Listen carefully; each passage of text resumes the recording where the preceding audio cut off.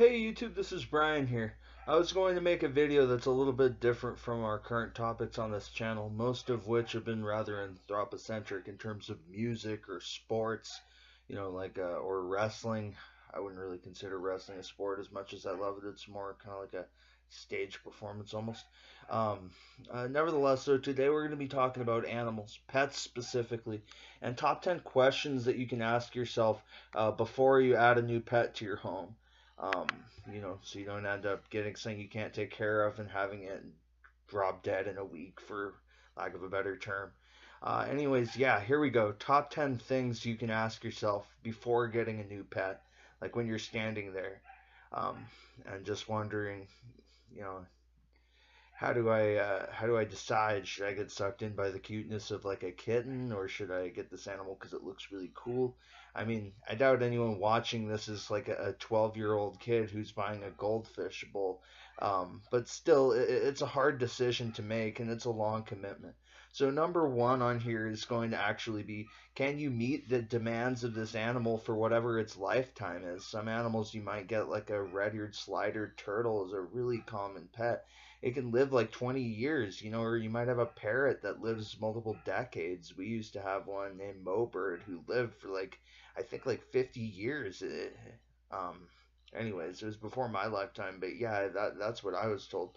Anyways, it can be a very long commitment depending on the species of pet. I currently have multiple animals over 10 years old. So don't just get sucked in by cute kitten eyes or a cute puppy, or like a cool like fire-bellied toad, or a colorful fish, whatever you're shopping around to add to your family.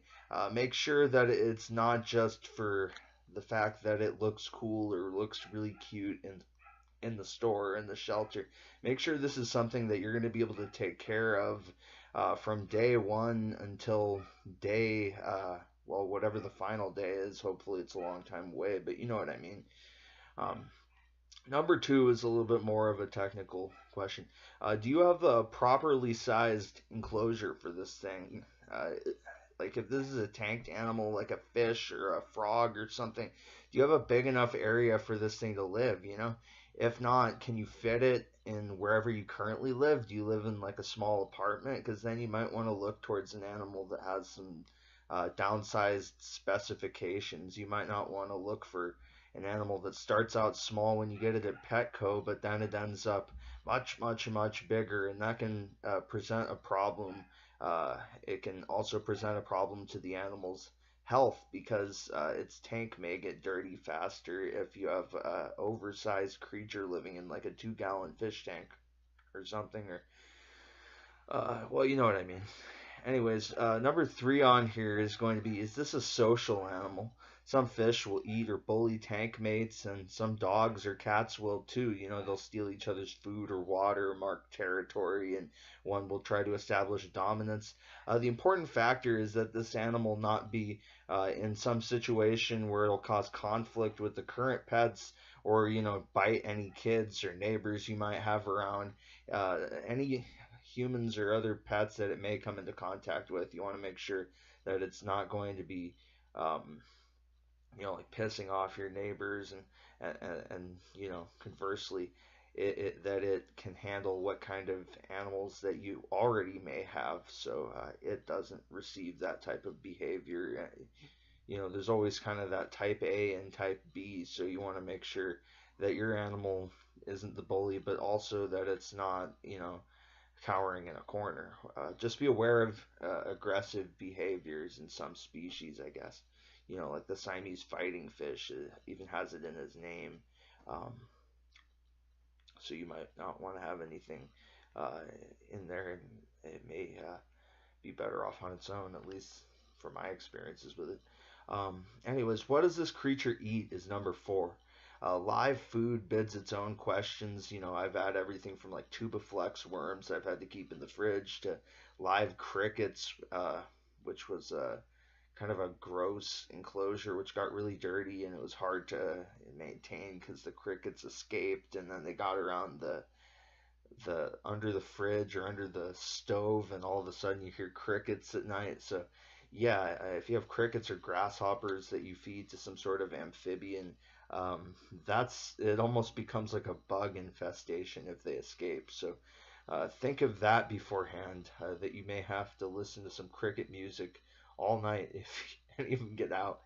Um, Anyways, I haven't had any real issues with frozen fish or reptile foods, but live food seems to be harder to find and more expensive. So, um, will they like this? Some companies, um, they make their food really expensive, but it's really low quality. I guess they figure they'll take advantage of those who can't talk or give back criticism by giving them the worst of the worst. Like your pet can't really complain if you give your dog a low quality can of food. It's not gonna be able to say, like, what the fuck is this? This tastes like pink slime or something. You eat like a really poor, like undercooked patty at like McDonald's or something, you can taste that and you can complain and ask for your money back. But just see what the animal eats and what it likes, so you're less prone to wasting money on things that may actually make the animal sick, or it just may not eat them, and then it ends up a complete waste because you have to feed it something else, and that was not like nutrition, and it wasn't joy or sustenance or anything. It just went to waste pretty much. Number five on here is going to be, does this animal have special care requirements, such as like grooming, or if it's a tanked animal, does it have pH requirements, like water pH requirements, or does it have to be in salt water? Some animals have special issues with their breathing, such as those dogs that have the compressed in noses, like bulldogs and pugs. So think if your animal is gonna grow its hair out really long like a poodle and occasionally need to be like shaved, or if it's um, not like shaved down like military style, but have its hair cut. Some animals are just short hair and they just stay at that length by, I guess, shedding. But you have to think if your animal will call on you for these special care requirements, which can sometimes be like having a pet in and of itself, a second pet. Um, yeah. Number six on here is if you'll need to train your new pet. There's many varying schools of thought, which are all relative, I guess, and you'll find your own stance in there somewhere along the spectrum between just treats, and between spray bottles, and between more um, I guess harsher methods. But I prefer the nicer training methods. Anyways, um, if you cannot handle this work and this level of persistence, because training takes a while, and some animals are very, very defiant, look into more simple animals then. Maybe get a fish. You don't have to train your goldfish. There's no good dog, bad dog with goldfish. Those animals may be a little bit less sociable, but um, maybe look into an animal with simpler faculties, because it probably is more independent. Um, Anyways, the next one isn't quite for everybody, but if you have a disorder or a disability like I do, I have temporal lobe epilepsy, I think is what they finally diagnosed it with after months of being wrong. Those idiots. Anyways, is this still an animal if you have a disorder or a disability like I do? Um, is this still an animal that you can properly care for? You don't want to have a drop seizure into a glass tank while cleaning your fish tank out. That wouldn't be good for either of you. And this is really important. So I'm not saying to avoid pets if you end up needing to get something like a service animal. That's not a bad thing, of course. There's nothing wrong with that. But get the right kind of animal for the lifestyle you have. That's going to be really important, or else that animal probably won't live its full like lifespan. You probably aren't taking very good care of it. You probably wouldn't have the capabilities to, um, if it exceeds your personal limitations. No offense. Anyways, number eight on here is going to be, how noisy will this animal be when it's at its worst? Like a barking dog, for example. This is an issue that may go far beyond bothering you personally, to other pets, or to family members, or to children, or to neighbors. You may have neighbors who are kind of, well, not the nicest, let's just say. They might be impatient assholes, to be more honest with what I wanted to say.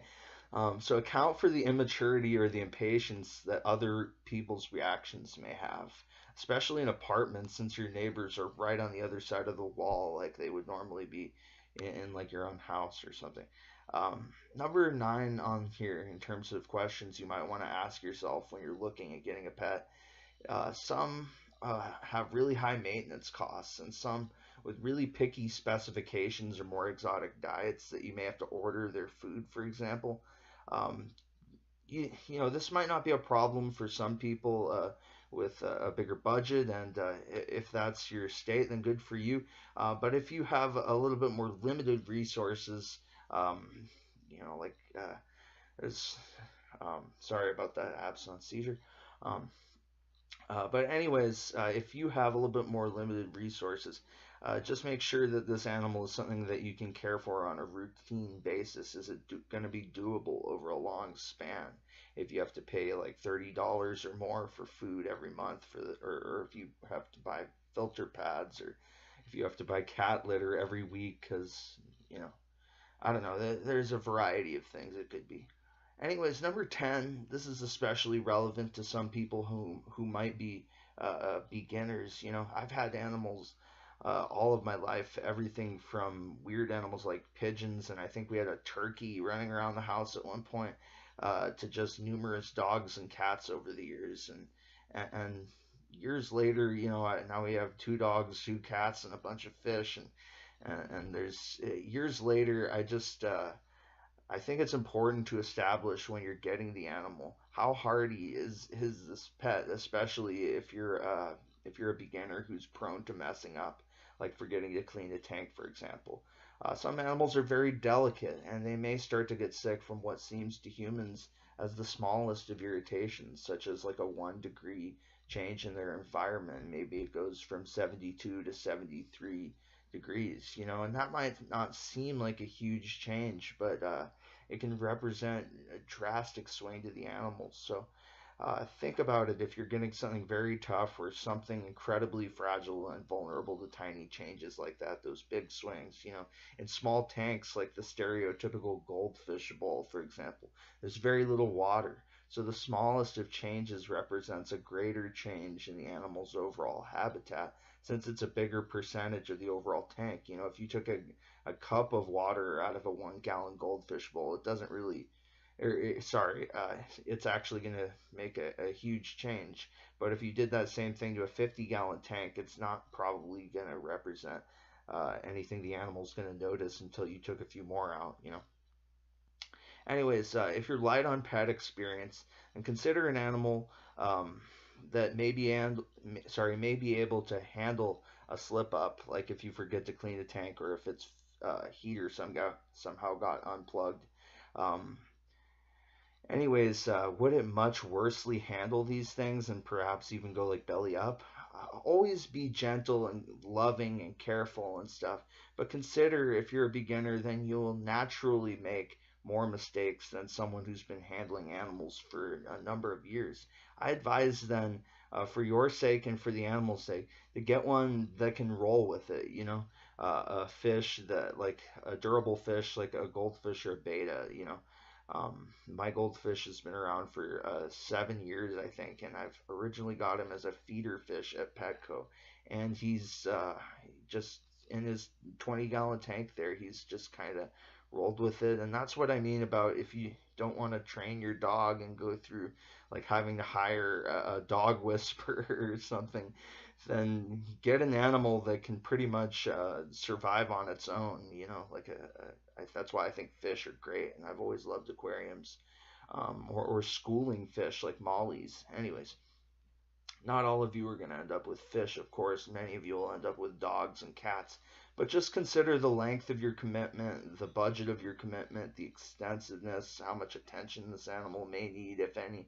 Some, like fish, obviously will just swim around the tank looking for food because their brains are kind of primitive. Not to call them stupid, we're all animals, of course, but regardless of what you get and regardless of what pet that you add to your family, I hope that you treat it with love and that you treat yourself with love, because I love you all, and we'll have more videos on pets in the future, I guess, if animal topics come up. Yeah, I was driven to this topic actually because I had a pet get sick recently. And yeah, I hope he gets better and everything. I don't know. I guess that emotional level just kind of made me want to make this video. Um, so yeah, I already said my whole outro thing. So yeah, I'm just gonna click off on this one. I love you guys.